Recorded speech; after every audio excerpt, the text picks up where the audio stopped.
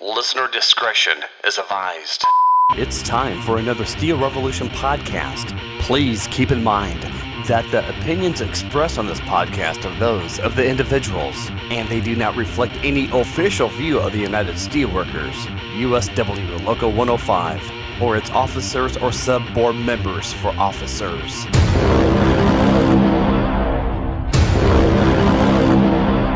Now, from the banks of the mighty Mississippi River, this is Steel Revolution.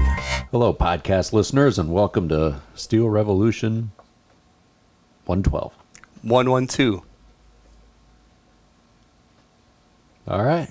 I don't know what that is in Spanish. Uno, dos. Oh, okay. I could have went there. Yeah. Right? Right. Yeah. I'll have Gomez check it out. Yeah, make sure that's correct. If not, Shawn might have to edit. So. Probably should do our homework next time and know ahead of time. Talk to G. I wasn't going to say anything. That's his thing. No. You see, you brought it up out of the blue, and now you put me on the spot. No, I'm talking about me doing my homework. You know, Gomez is working with me on my Spanish. Yeah. We haven't gotten very far. Numbers, apparently. I'm just hoping he's not setting me up to fail. Be like Cheech and Chong.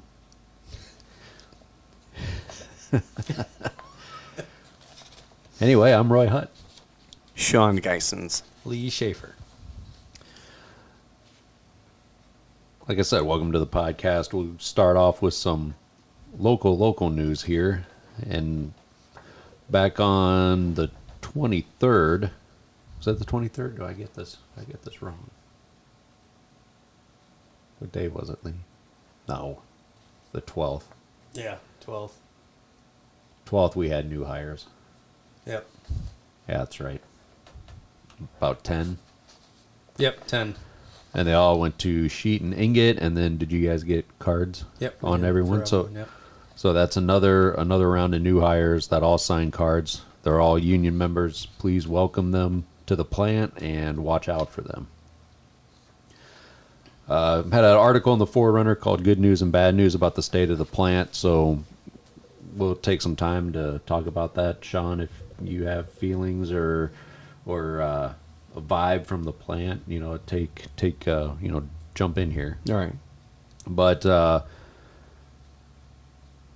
trying to sound the alarm now and make sure everybody's aware that, if the plant can't produce what they need to produce and we lose customers, no matter whose fault it is, there's people that like to put on, there's quiet quitting, we're going to sabotage, mix scrap or whatever. There's that. There's also people saying, well, the supervisors don't know what's going on. And there's a lot of things that are coming to a head right now. Call it the perfect storm, call it whatever you want. The company made a choice a long time ago to cut salary benefits. Nobody from the floor, next to nobody from the floor, I'll say, wants to go to salary. So there's your people that know what's going on. Those people are not out there anymore. Yep. A lot of people are complaining about higher management with experience. They're not there. Yeah. If they're lucky enough to be a Deere, there's no way in hell they're going to jump over to Arconic because Deere salary benefits are, at least from what I've heard, Much far better. Yep. There is not the management to come in here and do that. And it's just not here. And like we said, there's nobody hourly jumping onto that boat. Right. With that being said, it is truly up to us, like what it says in that article. It is up to us. It's up to us to determine whether or not there's a future out here. It's up to us to determine whether or not we have the benefits that we have and the health care that we have and the jobs that we have now that we take care of our families. It's up to us. And we're not going to set back. I think I can speak for all the bargaining reps. We're not going to set back and do nothing, not set back and not sound the alarm, and then all of a sudden be surprised when something bad happens out there. When we come to talk about what I mean by that, something bad happens when when there could be possible reduction of hours or layoff or whatnot. I mean, or plant closing. I mean, there's big plants all over that people think are too big to fail, or they can't shut down. You know, there's people that can do what we can do, you know, and customers will find their metal somewhere else, and it's up to us to make sure we have these jobs for our families and for our community and for our family and friends, that still work out here, and those that want to come and work out here. Like I said, if you're looking for salary to rescue you, you might as well give up now. Yeah. You know, I can't say it enough. It is up to us, period. Yeah. If you know what's going on out there, if you know of a thing that needs to be changed, go back to the ways it used to be, raise your hand now. Work with your stewards, work with your committeemen. They'll work with us at the hall, and we'll drive the change that needs to happen. You know, because I'll be damned if I'm looking across from my wife and kids when if something would happen out here, and, you know, I'm going to be able to look across the table at them and say I did everything I could to make sure I was taking care of you guys. Yep. People reach out to us, and we've heard similar stories from salary side that's been at other plants that's closed in Arconic, and saying that, you know, there were, you know, probably something on both sides, but people that want to say we'll hose them till we close them, and then when you close them and you figure out, fuck, I don't have wages and I can't take care of my family, I don't have benefits, and then they said they've seen grown men cry out on the, you know, when saying, is there anything we can do? And they said, well, it's too late now. Yeah. A fellow member sent me an email saying that he saw it at Farm Hall. Yeah, exactly. I saw the person that was slowing the line down and could have did a better job, and they chose not to. And that same person I saw on the news crying their eyes out, saying, how am I going to take care of my family? Yep. So, you know, it might not be right around the corner, but if you wait till it is right around the corner, it's too late. That, you know, that's what that was about. You know, it's not an article to come down on the membership, and it is, with that being said, I'm not on certain pages, but there's talk out there on them that there's quiet quitting or whatnot, but you know, and there's also talk about how management doesn't have any experience, and like I said, it's a bunch of different issues. But there's enough of us that are out there, that's been out there for years, that can speak up and try to right the ship, and that's what needs to happen. Yeah, and I mean, I guess something as far as management experience, all of us down here are trying to push for management to be out on the floor more and manage from the floor instead of from the office. I just encourage people to try to accept that, and we feel, at least I do in Ingot, that the more management's out on the floor talking to people, you're going to get a better rapport with people, and we can get a better relationship as far as that goes. And, you know, in the process, it'd be a better way for them to learn things too on the way things exactly run. So we want people in management to know what's going on and how to run things. You know, I know in Ingot we've had a big turnover with coaches. Right now we're fully staffed with coaches. We don't like the constant turnover. You don't know who you're getting in next, or, you know, things can always get worse. So try to work with the coaches that you have. Believe me, I know sometimes that's not the easiest thing to do, but try to work with them and try to get a better relationship. And you know, we're gonna have to all work together to get this thing going again and get back to where we need to be. So, yeah, I mean, that was a good article, Roy, and it kind of hit it on the head. Thanks. I mean, here's the deal. There's a lot of things we can't talk about here.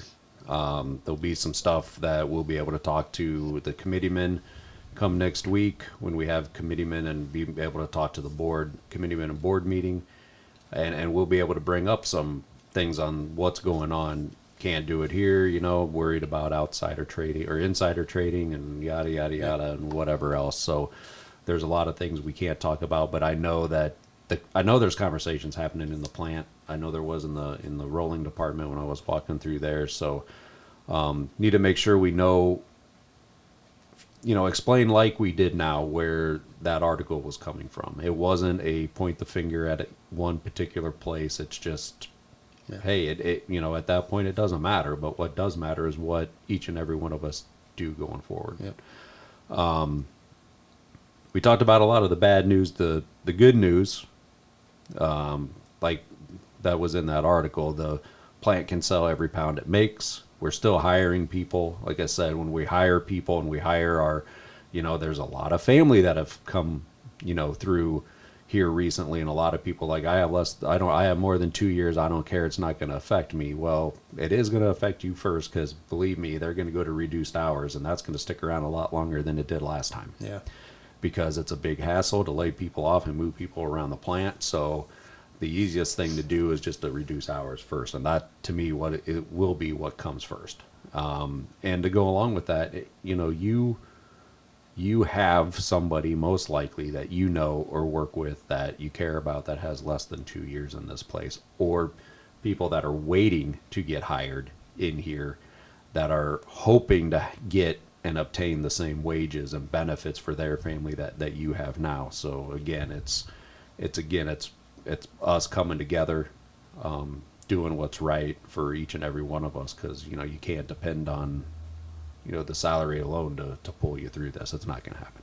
Yeah, we need to support. I mean, whether I don't know. I guess I just don't buy the excuse of it doesn't affect me because I have more than 2 years. It's we need to support those as well. We don't want to see those guys laid off. And I was laid off in 2009. It sucked. I was laid off for a year and a half. So it's not a good place to be in. I think quite a bit of us were laid off. So we shouldn't want anyone to be laid off. Yeah, and remember, your weeks of unemployment are now down to 16, not 26, Yep. thanks to our representatives there in Des Moines. Yep. That push for that. Yep. Well, on to some bright spots and things to look forward to then. The Halloween parade, October 30th. We are registered for that. More details to come. They should be coming out here in the next couple of weeks telling us actually where we're going to be staged. When we get that information, we'll get it out to everybody. Going to be getting quite a bit of candy. This parade was huge last time. Yeah, it was. Much bigger than Labor Day. Yeah, a lot bigger.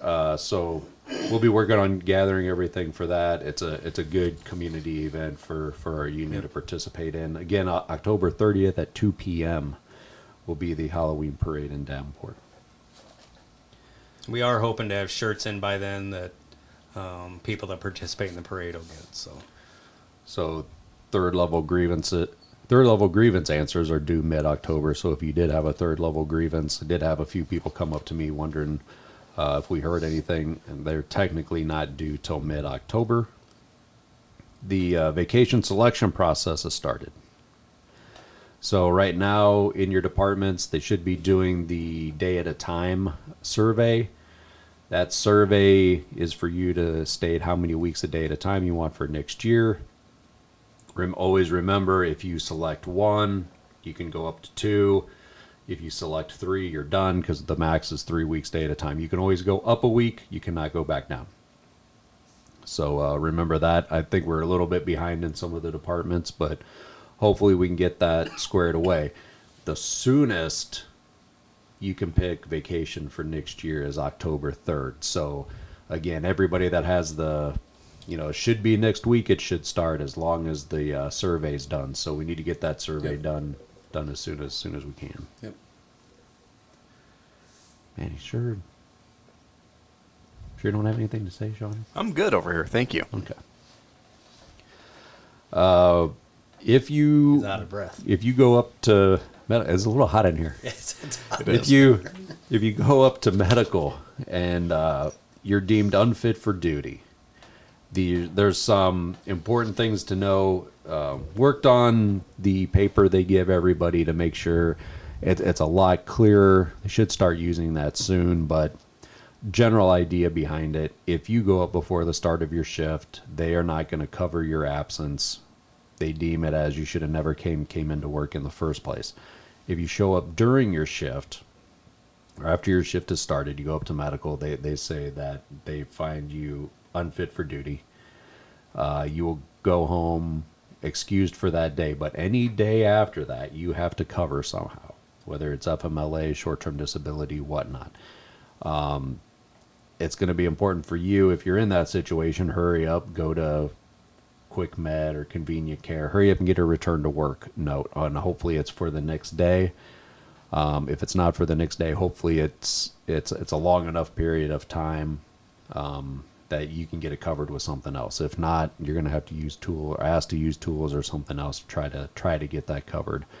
Reach out to the hall or your committeeman if you're in that situation. But that is it. If you also go up there and they find there's no medical evidence that deems you unfit for duty, they're not going to excuse you also. But there's the number to the Hartford's on there, Morningstar or LifeWorks, as it's changed its name, numbers on there.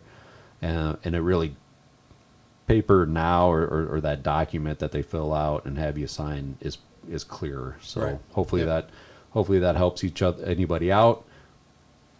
Always, when in doubt, call the hall or get a hold of your committeeman. Yep. And ask for help. Yep. Speaking of calling the hall, our office manager Dan is down here from usually 6:30 to 2:30. Monday through Friday. He is your go-to resource for everything retirement. Probably behind him is Pat on retirement knowledge, and everybody else after that you gotta fall off on knowledge. Yep. Restroom updates. We continue to work with the company on the restroom cleanliness. Reminder, if you take pictures of the restrooms, only take pictures of the restrooms in the plant, as there is still a camera policy. Give them to the bargaining reps. We'll send them off to the proper people. Make sure your restroom's addressed. Then there's a couple different issues there. If it's cleanliness, it's one thing. If it's a paper towel holder or the pipes are leaking or whatever, it's our maintenance or our maintenance departments that fix that. So again, get them to us. We got the resources to hopefully get those fixed, or we got the contacts to get those fixed soon. And, Lee, update Veterans of Steel. Yeah, so Veterans of Steel, I sent an email out earlier this week. It's about the Strong Act of 2022. It pretty much deals with mental health for veterans. We want to improve a lot of the things that the VA deals with, and how they're staffing, improve staffing and everything to deal with veterans with mental health. So that actually passed the House in June, and it went to the Senate, where it's currently in committee. So I believe the Senate read it twice, and then it went to I believe it's a Veterans Affairs Committee. So that's where it's at now. I want to keep people up to date on some of them bills that affect veterans. So again, if you're interested in being part of the Veterans of Steel, whether you're a veteran or even if you're not a veteran, call down to the hall. I can definitely get you on that email list as we send stuff out. And there's some possible volunteer opportunities that we're looking at to help with the Veterans Outreach Center. Not exactly sure on the details yet. Went up and talked to them the other day, and then just kind of waiting to get some information back. So if you're interested, please call the hall and ask for me or give Dan your name and number and email address. We can get you on the group list. Lee, you got any update on the free college, or is it the same as before? It's pretty much the same, although they're taking action on the Department of Education. As you know, they put a injunction on it to stop with the free college benefit temporarily. So they are fighting it. They filed a complaint in federal court to fight that, and I believe they rule on that here shortly. I believe it's next week, either this week or next week. Well, it's not this week; it's today's Friday. But and then if that goes through, then they can actually have an actual court date to try to get it back in action for everyone. So I keep getting emails every maybe week or two about it. Kind of they keep updating the status of it. And I know a lot of people have questions, and quite honestly, I wish I had a lot more answers for people, but it's kind of just in pause. They want to make sure that they get something set up for the upcoming semester after this one's done. I know last time they put a date where you had to enroll by, so they are working on it. Hopefully I have better news and more information the next time we're on here. Thanks, Lee. And the speaking of our committees, Women of Steel will have their bake sale for breast cancer awareness in October. Lee, you're gonna have to. It is the week of October 19th, and Yep. I want to say it's the 18th and 19th. Yeah, it's during that week sometime. But I also want to say it's the 19th and the 20th. So I believe it's the 18th and 19th. But be looking for more information. We'll get the dates. I didn't have them with me, but I'm sure it's that week. I believe because somebody said it's going to miss a shift. So I believe it's the 18th and 19th. But maybe in the 19th and 20th. So please look out for that and support that. Remember to bring cash. They do not have the ability to take a debit card. On the COVID front, we had listed best practices. If you're sick and you can't show up to work, one, call the medical department. They'll put your name on a spreadsheet that gets you listed for, possibly getting your absences covered, or should get your absences covered. So first thing to do is call medical, see what they want you to do, see what they need. Call off for at least that day, if not for the whole time you're going to be off, and call the Hartford and get a claim number with the Hartford. If you happen to make it to the 8th day, you will already have that done and ready to go. And when you have a claim number with the Hartford, it'll take care of your attendance, so you don't have to worry about calling off every day. Yep. So kind of the best practice, do that. If you have any questions, concerns, you can always call the hall.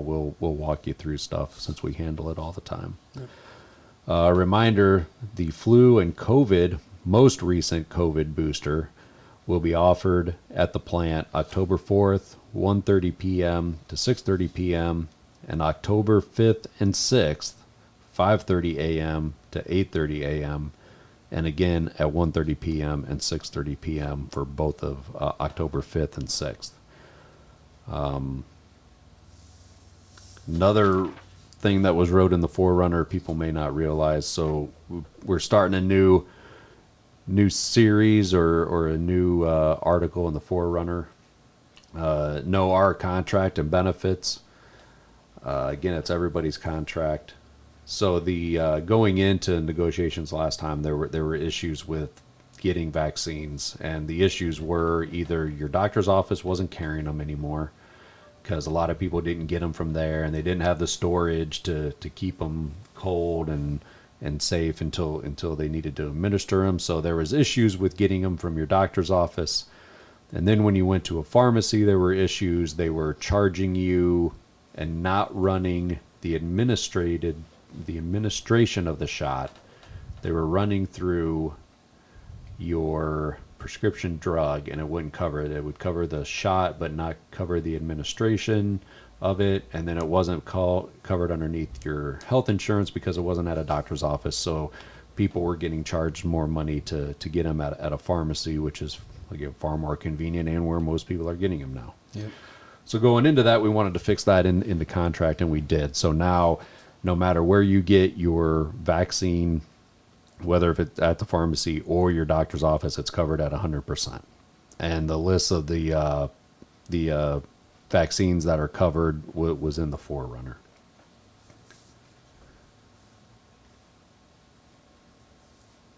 Let's see, we talked about cutting scrap last time, right? Or did we? I believe so. Yeah, a little bit. Yeah, we did it, Shawn. With the new shear. Yeah, thanks, Shawn.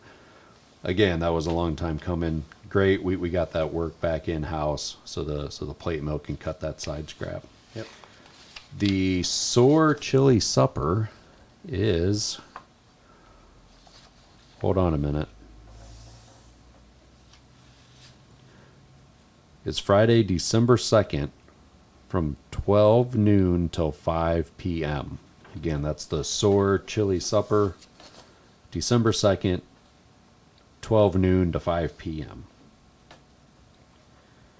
Winterization plans. Everybody probably thinks about that, especially on the night shift. Probably not so much right now on day shift.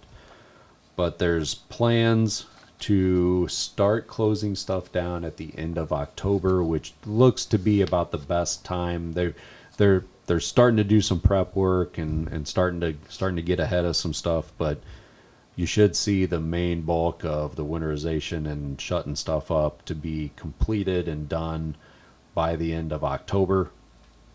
A reminder and a heads up from the maintenance group. They wanted us to communicate that, take a little bit of extra time when you're going through the doors, and that if you damage a door, it's usually taking 6 weeks to get parts. Yep. So, while it's not a big deal now, when it's 20 degrees out, in the teens, Yep. and you break a door and it's open for 6 weeks, possibly it's a big deal to work in that weather. So please take your time and caution when working around the overhead doors. Again, possible 6 weeks delay in getting parts. Yeah, if that happens in February, it's going to be chilly. Oh yeah, you're gonna need some of that chili supper Right. from the Nathaniel Payne Scholarship. That's pretty funny. Yeah, I was tapping into my Sean Right, Dyson's yeah. there. See that? That's good. He looked disappointed that you beat him to it. No, I was Did you say it? No, I was thinking about it, but Oh, I'm just you're- over here just watching the magic. You're gonna have to wave me down or something. You're good. I stepped right over you. No, the more you hang out with me. Unfortunately. Wait a minute. So the Nathaniel Payne Scholarship, time to enter that is right now. We got forms down here at the hall. It was in the Forerunner. You have until December 9th to get that in. And again, I believe you have to be enrolled in a current student to qualify for that. Back to Lee for you want to talk about the train merger? Yeah, so there's going to be there's a proposed train merger between Canadian Pacific and Kansas City Southern. I wrote an article about it in the Forerunner.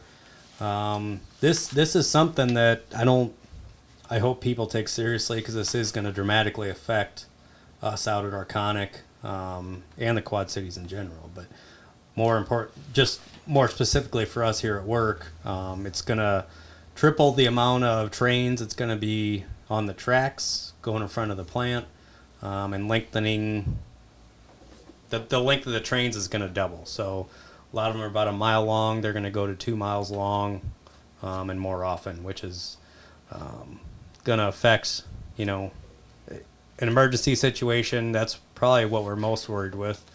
If something bad happens to someone out there and they need an ambulance or some kind of emergency service, it's going to suck if they're in there and you can't get in because of a train.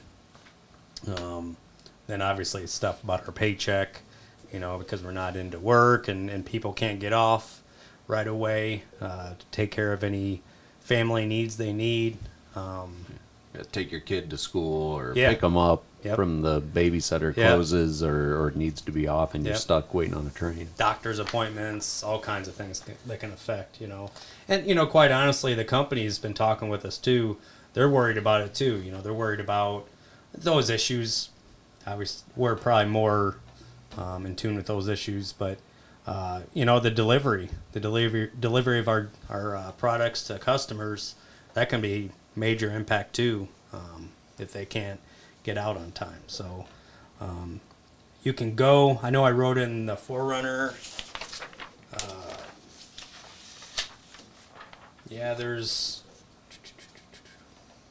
If you go to KCS MERGEREIS.com, you can actually make a comment on there, and they're taking comments. Supposedly they haven't made a decision.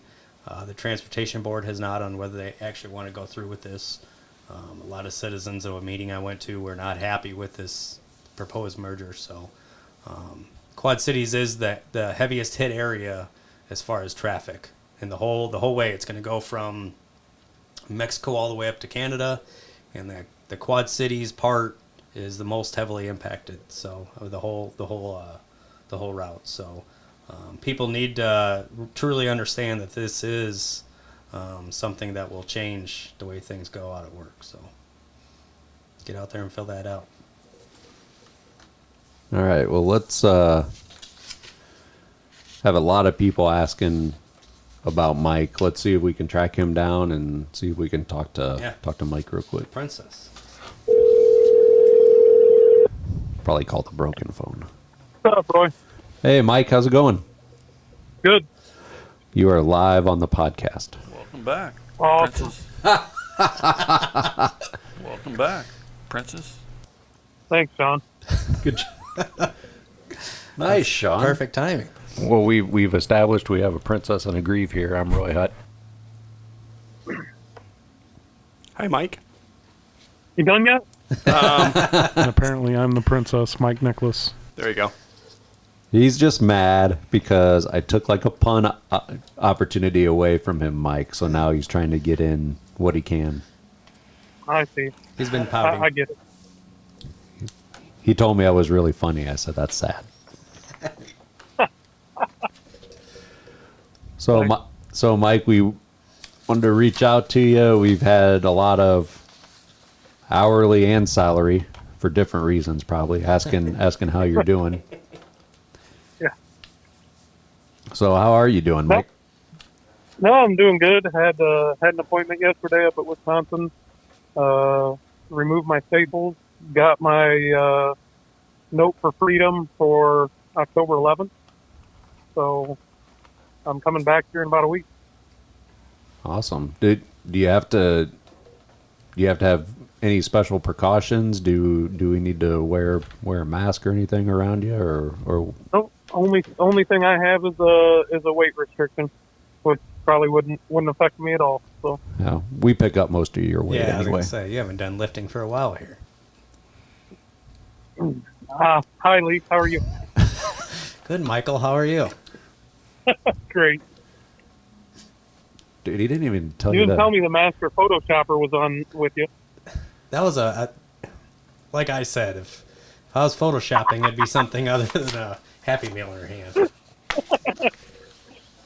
I think this new No, kid. the I think this new kidney changed you because so far you have not told any of us to f off or Right, anything yeah. that through this whole time. Oh no, hasn't changed me that much. Just wait. He's saved. He's been saved. Well, I can't say it while I'm on the air. I probably should.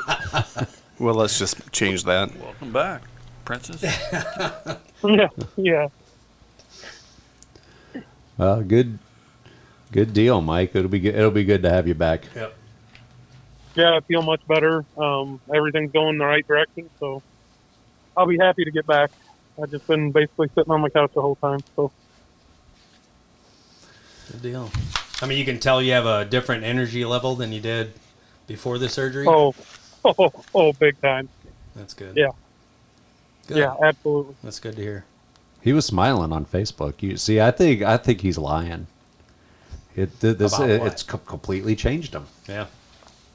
Mr. Sunshine, Right. Mr. Nice. Right. And apparently I'm the princess, Mike Nicholas.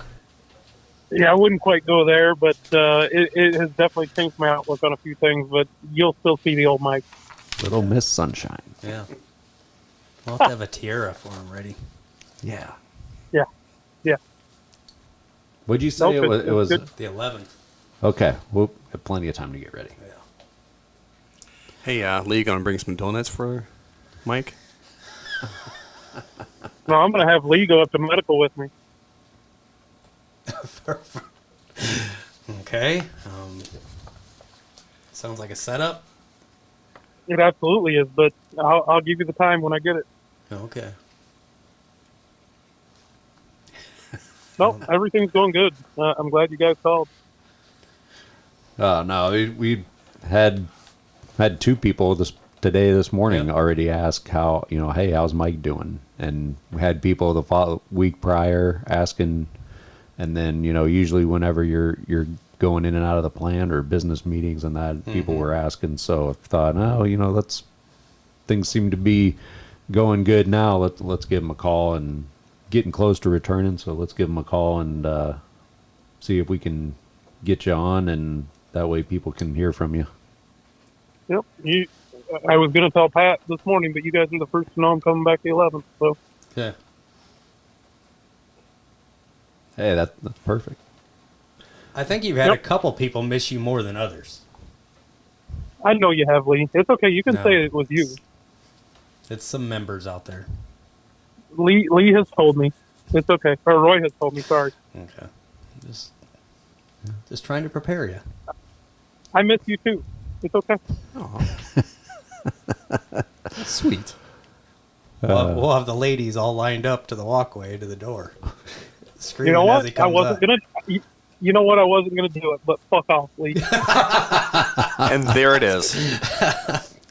I think the interview's complete now. Right, yeah.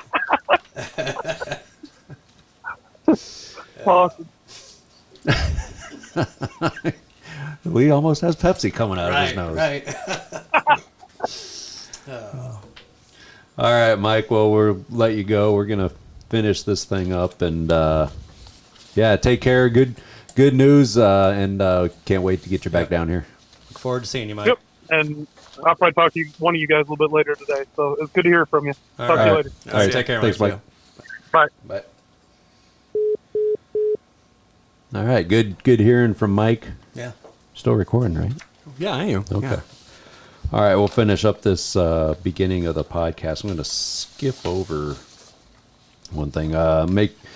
Sivir Steel did have another attempt at a contract extension that failed again. So Sivir looks like they are done until next year, Yeah. and that's when their contract officially is expired. Yeah. So don't think there's going to be a whole lot coming up any further. So again, a little update on them. Another extension attempt. Try saying that fast. Got voted down. So again, their contract is up next August, I believe.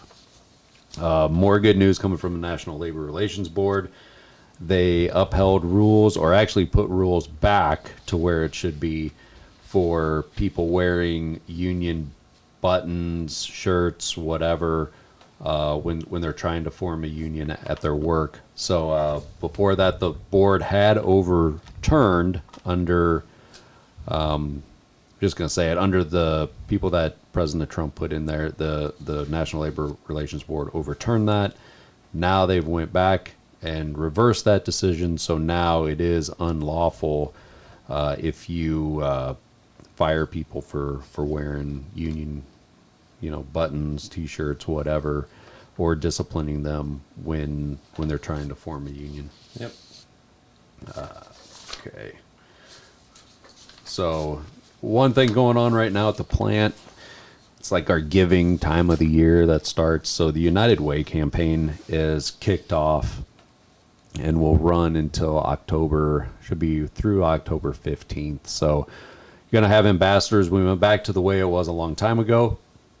So ambassadors in each department will be doing one-on-ones, coming up and asking you if you want to give. Did that go through? Yeah. I did. Sorry, that's like a hiccup. Okay. It didn't sound like a hiccup. Sorry about that. Excuse my unprofessionalism. Anyway, so the United Way campaign will be going on.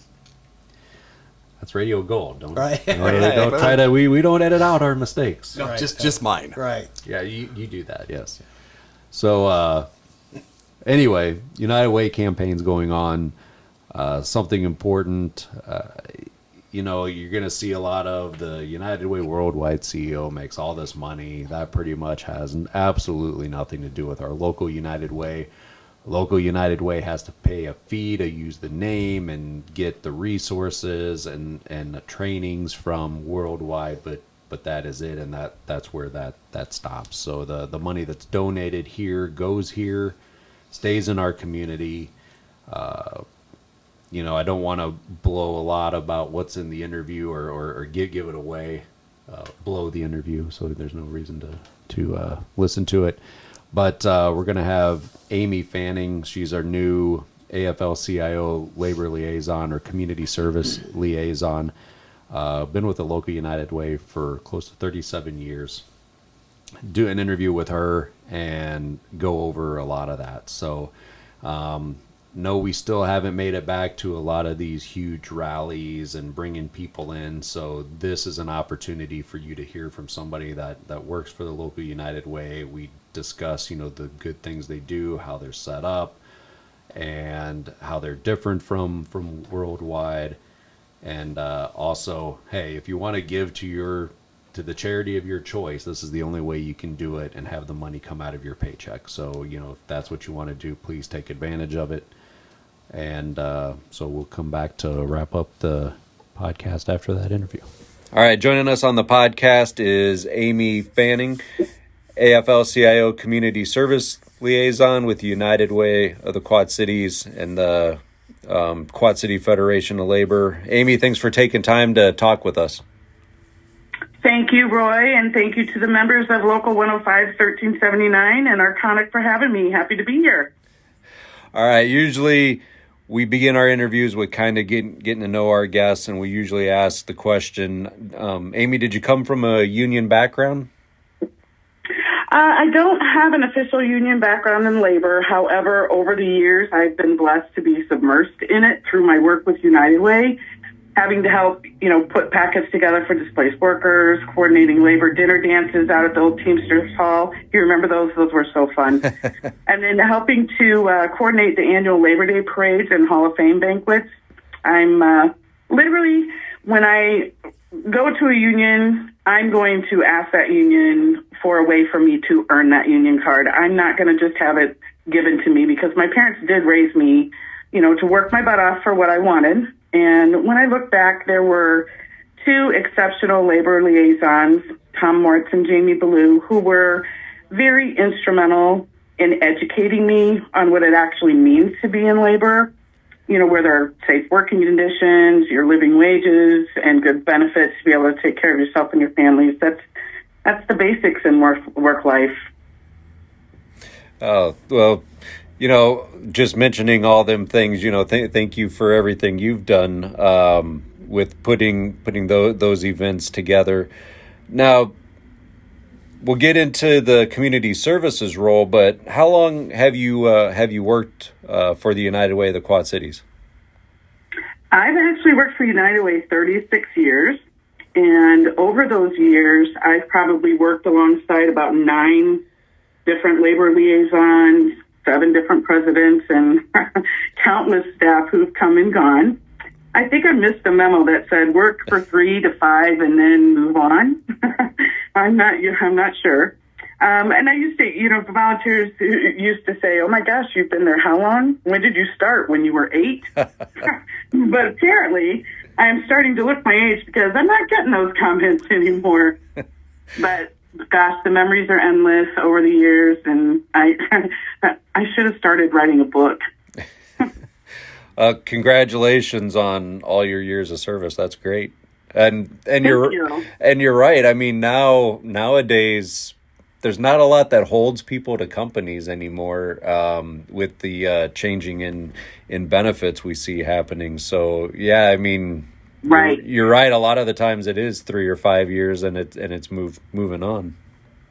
Yes, and that's one of the things we're trying to do on United Way's end is trying to keep those kids that are coming out of college. We're trying to keep them in the community. That's great. So now, when did you start the new role as a community service liaison? So our former liaison, Cecilia O'Brien, bless her heart, she passed away unexpectedly in early May. And she and I had just started planning for the Labor Day Parade and the Hall of Fame banquet. So I reached out to the president of the Quad City Federation of Labor, and I said, "Hey, I've had several years of experience putting these two events together.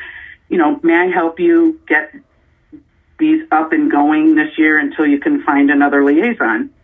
And he graciously agreed, and probably a month into it, he's like, you'd be a perfect perfect fit for this job. Would you consider taking on the position?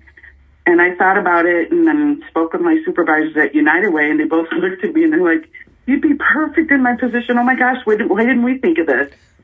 So I was very humbled and honored to have accepted this position, and I'm hoping to bring a fresh perspective to the labor unions and make them proud of me as their labor liaison.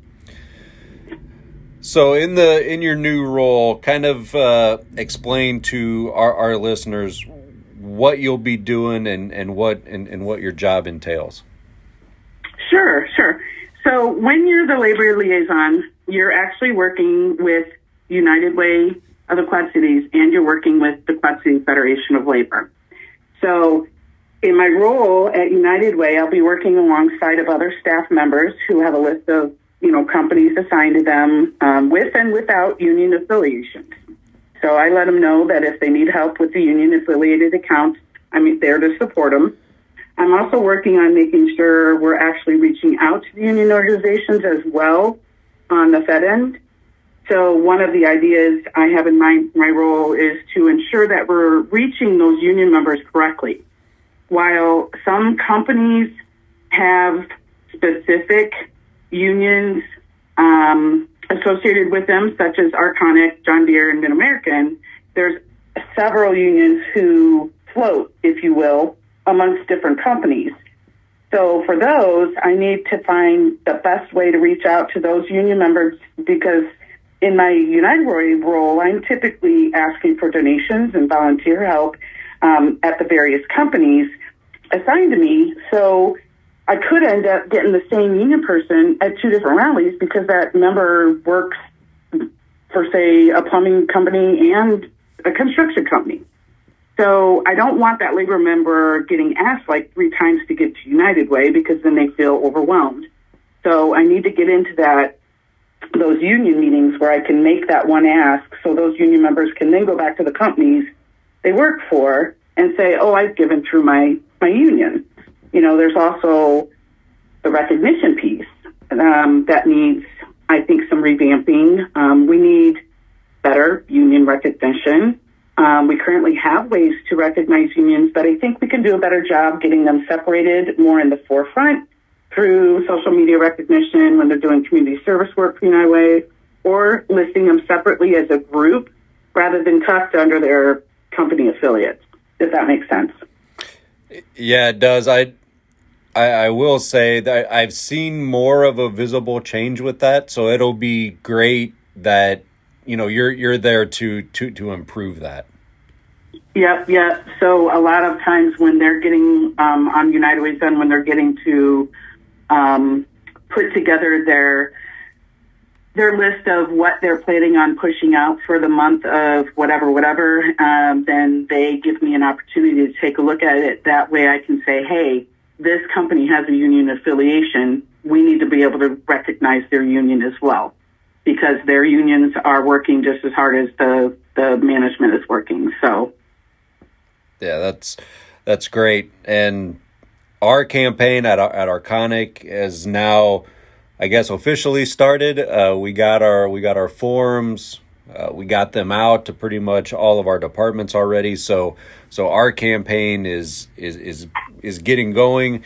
So I wanted to take the rest of the interview or the rest of the time we have to kind of talk about giving and the differences between the United Way and United Way Worldwide.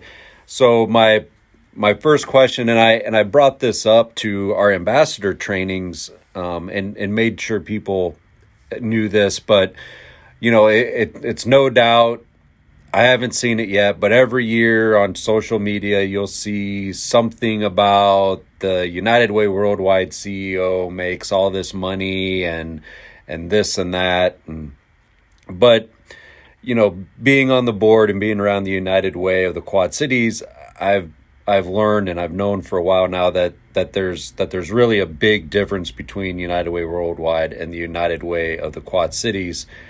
Yes. at least when it comes to, your dollars and that it's in this community. So the people that work for the United Way of the Quad Cities are from this community and they live here, and your money that goes there stays here. So with your vast experience, and I know you said earlier when we were talking that you've been dealing with this question or this issue for some time. So I will. You are more versed than me, so I will turn it over to you and have you explain the differences between the two. Sure. So, like you had mentioned, our local United Way is autonomous from the worldwide United Way in Alexandria, Virginia. Now, the United Way in Alexandria, Virginia, considered United Way worldwide. They're considered United Way worldwide because we have United Way, we have organizations across the United States and worldwide that carry the United Way name. So, kind of like, I don't even know what the analogy is, but, McDonald's are all franchises. They all still have the name, but they still answer to, they have to do certain things to be able to carry that name. Right. So all of our United Ways, obviously, no matter where they're at, they're all autonomous of this one main headquarters. And basically what that is we all have our own board of directors. We have our own community volunteers that make the decisions. United Way Worldwide does not. All of the money stays local. There's just a small portion, less than 1%, that has to go to worldwide, and that's to carry the name and to provide training for our staff. It does not do anything else. It doesn't pay their salaries. It's basically for training, and that's pretty much to carry the United Way name. So that's kind of it in a nutshell. The unfortunate thing happens, with anything. If something bad happens at a United Way in some other state or some other country, it always ends up trickling down to all of the United Ways. It gives United Ways a bad name. But that's where we are on the forefront of saying, look, that was there. That's not here. That may have happened there. That's not happening here. Our own personal United Way has been a four-star charity for, quite a few years. We are completely transparent about everything that we do in our organization. So I hope that helps kind of explain things a little bit. Oh, absolutely. And like I tell people, no matter what you feel about the United Way, I can speak on what I've seen and what I know.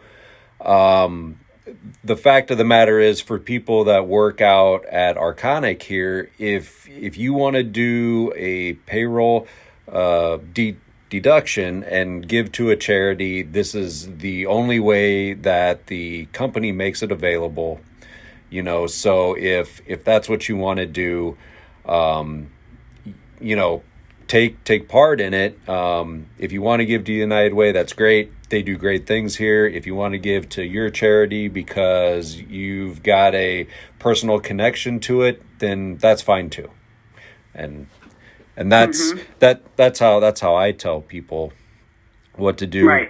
But I also, expand on that a little bit more and say, I know by setting in the board meetings or being around that, our United Way of the Quad Cities does a lot of research.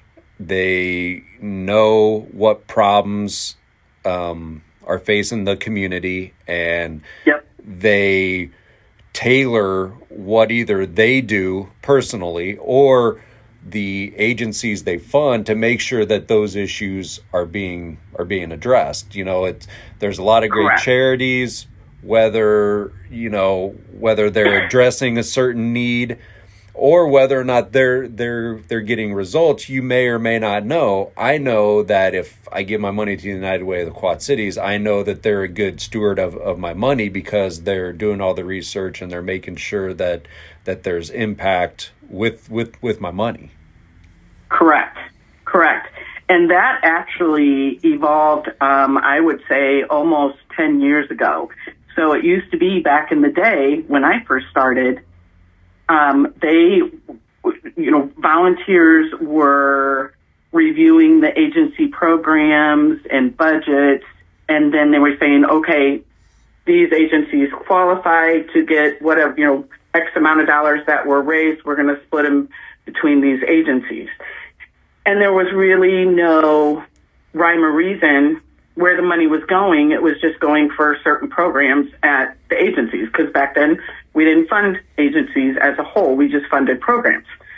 And so then it came about where people started saying, hey, wait a minute, our volunteer panels and, people coming to review and that, they're like, hey, we want to know what are you doing with our money? How's it helping? What's the outcome?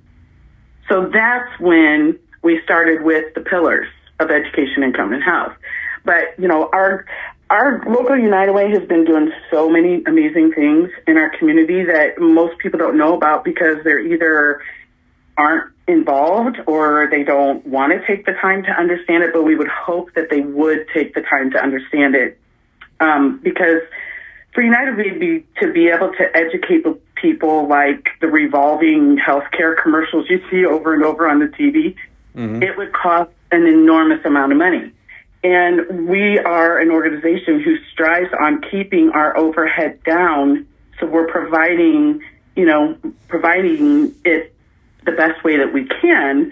The mission and vision and values of our United Way hasn't really changed since my longevity. And if we hear there's an issue in the community affecting our kids, families, or the community as a whole, we find a way to help bring the people and the organizations to get together to combat those issues, just like you mentioned. And obviously, some take longer than others. It just depends on the severity of the issue. But we have, like you mentioned, we have 51 implementing partners. We call them implementing partners, but they're nonprofit organizations in the community. And they're placed through our education, income, and health pillars, because those three pillars are the fundamental building blocks for every individual to live a happy, healthy life, if you think about it, regardless of race or zip code. So without those, people will end up finding themselves wrapped up in those issues that our United Way is trying to combat. So one case in scenario, I shouldn't say it's a case scenario, but one in particular, we had issues, I'd say 2018 into 19, it was brought to our attention through our educational contacts that we had reading proficiency issues, that we had third graders that were not reading at grade level.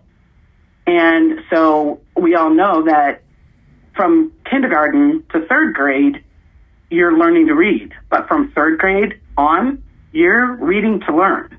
So if you're not at that reading level, you can plummet. And it's not likely that you're going to end up graduating and finding a living wage job and being able to be happy and healthy with your life and with your family. So and then COVID hit. Then it just got worse. So because of that, we rallied almost 500 volunteers to read one-on-one with students who were struggling, really struggling. And just for the one spring semester, we documented how many volunteers and how many students, which is almost pretty much one-on-one. And 92 to 95% of those kids increased their reading proficiency. So it makes a difference when we get involved and try to help combat these issues. And it went so well, we ended up having to get volunteers for summer programs, reading programs. Now we're working into the fall, and we're getting volunteers for the fall program. I mean, this is just catapulted into this awesome, amazing way to help our students who are struggling.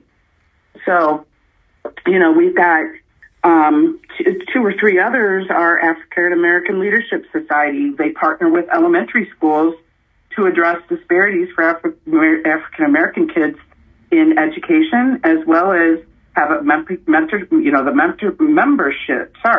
mentorship program that provides, safe space to discuss issues just by being an adolescent. It's encouraging kids to reach for those leadership positions in schools, businesses, community, government, whatever. It's also helping to equip local Black-owned businesses with professional development and networking they need to be successful. So that's an awesome piece. We have a women's group. It's called our Women United group. They have been instrumental in born learning, tutor connection, keeping the lights on. Those are just three of the learning programs or activities that their group has provided or are currently providing for families in our community to help parents prepare their child or their children for success. They've put up several born learning trails at various locations for those families with young kids to enjoy.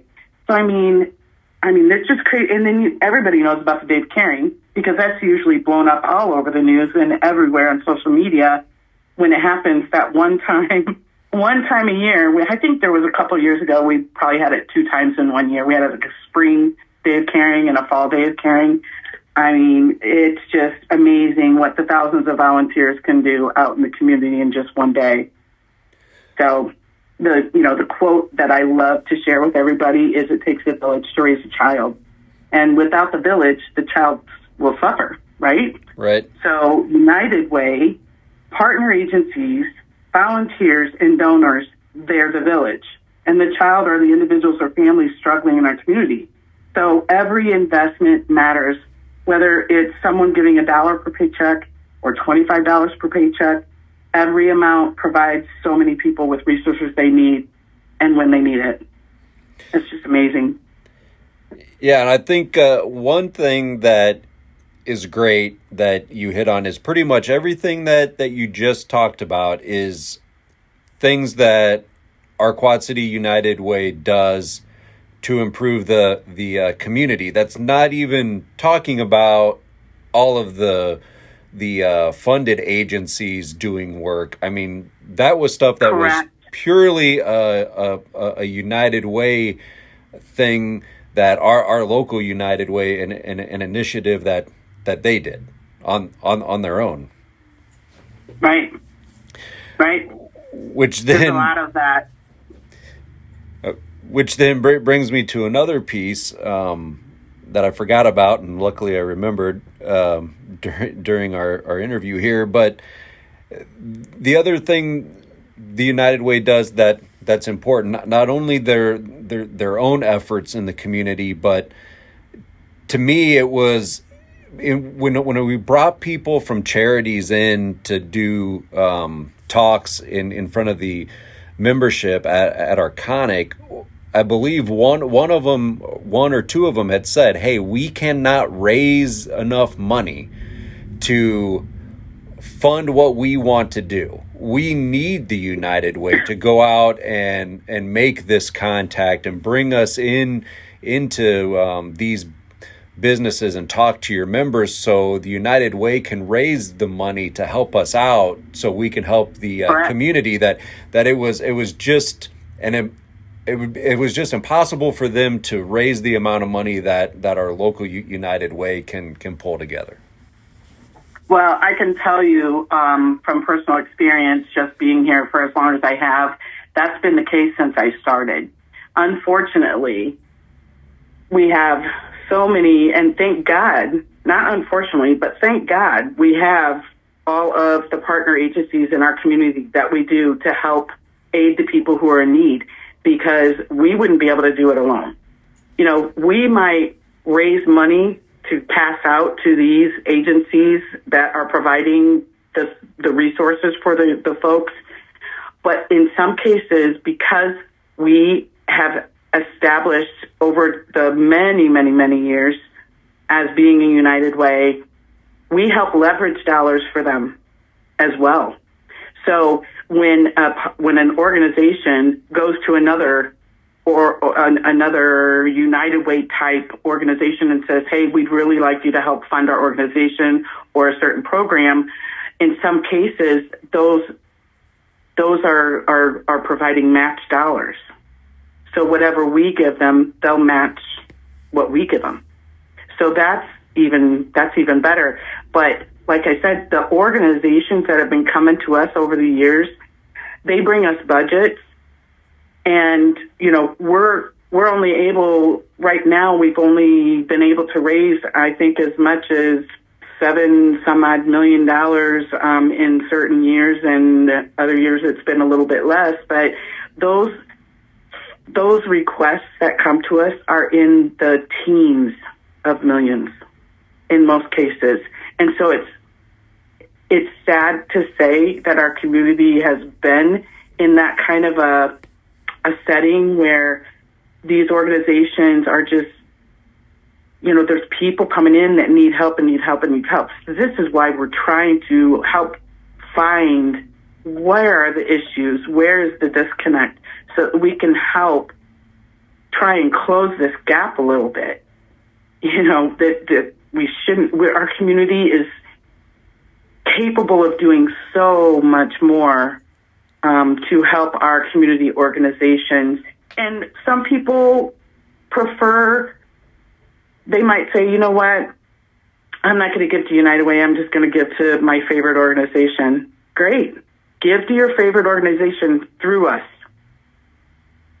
because that's killing two birds with one stone.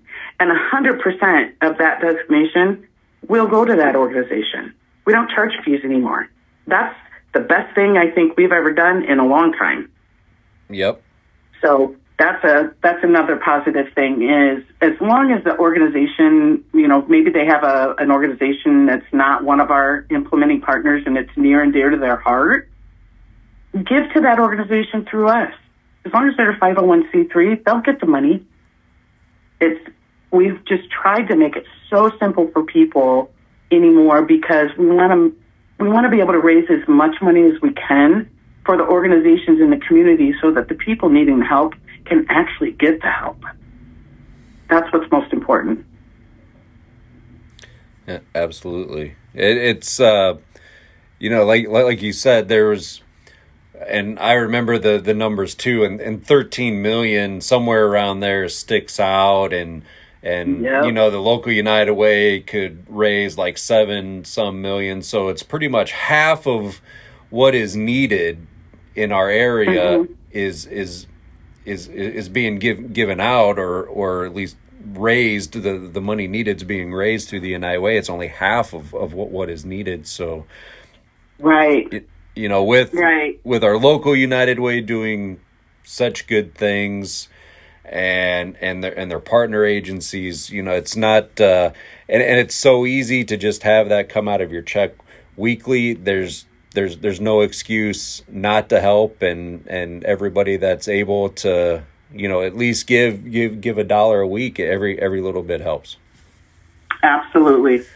And at Arconic, you get into some prize drawings, and everybody's going to get something, even though we haven't decided exactly what that little something is that everybody gives will get. But we're working on figuring that out after we get the numbers back in of who all gives. Awesome! Congrats, whoever wins.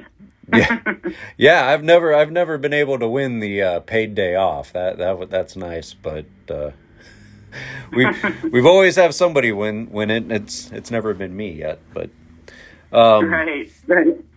Before I let you go, is there anything that we forgot to bring up or discuss? I don't think so, other than the fact that I just truly, I and United Way truly appreciate the support from the union members in Arconic. Like I said, every little bit helps. We try to, I could sit and talk passionately about United Way all day long, but I think people would probably get bored. But it truly is. That's why I've been there, almost 37 years. It just truly, I just have seen firsthand the great work that it does. I've seen the transparency. Everything goes where it is supposed to go. There's no mismanaging. There's none of that kind of stuff. So that's why I can always talk passionately about it, because it's just a great organization. Okay, Amy, well, we thank you for one, especially helping out and stepping in after Cecilia passed away. Thanks for the stepping in there with the parade when we were able to get that back started this year, and thanks for your help with the Hall of Fame dinner that's coming up, and all your years of service. And thanks for taking time to talk with us. You're very welcome. You have a great day, Roy. All right, you too. Okay, bye-bye. All right, back after the interview. Thank you to Amy for taking time out. Great interview. Get her insight and her views after close to 37 years of service or work with the United Way. Yep. So, Shawn, where can people find us? They can find us on our Facebook page at Steel Revolution Podcast, USW, Logo 105. The iPhone, iPad app, which is Apple Podcasts. Podcast Addict for Android devices, the Android app, Google Play Music, iHeartRadio app, Spotify app. We're on YouTube, Odyssey app, Libsyn.com, the Locals websites, and then the men's restroom here at Local 105 in Bettendorf, Iowa. We still have some pint glasses. We're going to get some new ones, though. Yeah. We should probably get ones for the Halloween shirts. Yeah, that'd be cool. Oh, yeah. There's going to be Halloween shirts at the Halloween parade. Yeah. They're pretty snazzy. Snazzy. Yep. All right. Are you going to make it this year to the Halloween parade? I think I'm off that weekend, aren't I? There you go. I think it's on I a am. Sunday. Yeah. I'm off.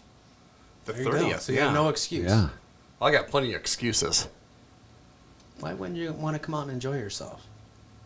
Well, I'll put that on the to-do list. I think you should try it. Yeah. You don't know if you like it if you don't try it. Well, I'll go out there and people be like, throw themselves at me. Yeah. They'll be like, that's that Shawn Roberts guy. You're exactly right. Fan club will show up. We won't be able to get down the street. I don't know. Be like an entourage. Yeah. Be blocking us. Trying to rip the new T-shirt Shawn would have gotten. Nobody wants to see that. I'll tell you that. You never know. Might be like Wayne Newton's out there. Who knows what they'll be throwing at Shawn. Yeah. Wayne Newton, huh? Yeah. Okay. Normally, we're the ones throwing candy out and stuff. They'll be throwing stuff back at us when they see Shawn. Bring Shawn, yeah. Uh-huh. Keep it up, guys. Keep it up. I know where you work. Yeah.